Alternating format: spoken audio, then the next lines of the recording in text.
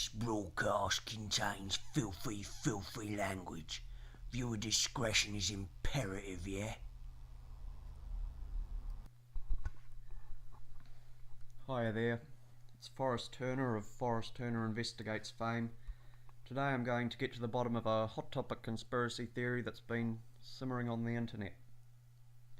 The person involved is Scott Adams, born June of 1957, most famous for working at San Francisco's Crocker National Bank from 1979 to 1986. Although in this YouTuber's opinion his tenure at Pacific Bell between 1986 and June of 1995 displayed some of his finest work. To the heartbreak of many, a disillusioned and fame-weary Scott turned in his ID card at Pacific Bell and bowed out of the limelight. Crept into the shadows,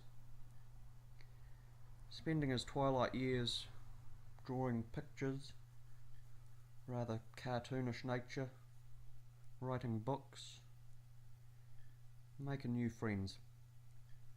He bagged a babe along the way, using a mixture of sorcery and imitating a police officer. But perhaps succumbing to peer pressure from his new friends, Scott developed some rather odd eccentricities and began drinking out of a coffee cup built for Goliath, and eating out of massive bowls. I mean, look at the dining table. It's cutlery. Who lives like this? And this poor servant woman. She'll put her back out. Well, what's really been causing controversy and raising eyebrows on the internet is the nature of some of his periscoping. And it's all got to do with one of his frequent guests. His anti-Trumper voice on the left, the goateed goblin, the great sardonic wit, Dale. I looked at this picture of Dale and thought, hang on a minute, where have I seen you before? Then, on a journalist's hunch, took some measurements. Simple measurements, that any lay physicist could do with the right equipment, and thought, ha, snap, gotcha. I won't get into the science of it here.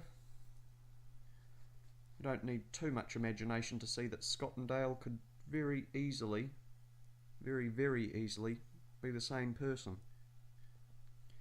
Searching online, I realised there's a growing community of people who had reached a similar conclusion. But I can see how this allegation of, well, poor journalistic ethics and even identity fraud could be seen as defamatory. So, not wanting to embarrass Scott Adams, I reached out for comment before publishing this potentially career-ending expose, but was told in no uncertain terms to quote-unquote fuck off by the gentleman at the local pub whom I had reached out to, perhaps on poor advice. However, I'm undeterred, so rather than burying the scoop, here it is. I'm resolved to let the digging continue and to perform similar forensic analysis on some of Scott's other so-called guests. Those familiar with his Periscope will have an idea of who I mean. Yeah, even now, ooh. Even if he's just related to some of these ones, in my opinion, he's duty-bound to reveal any potential conflicts of interest. Well, that's for another day. The truth will out, it always does. Forrest Turner here, just doing my part to expose lies, corruption, with the end goal of ending tyranny. To help my struggle, please consider pressing like, and thank you for listening. Good of you.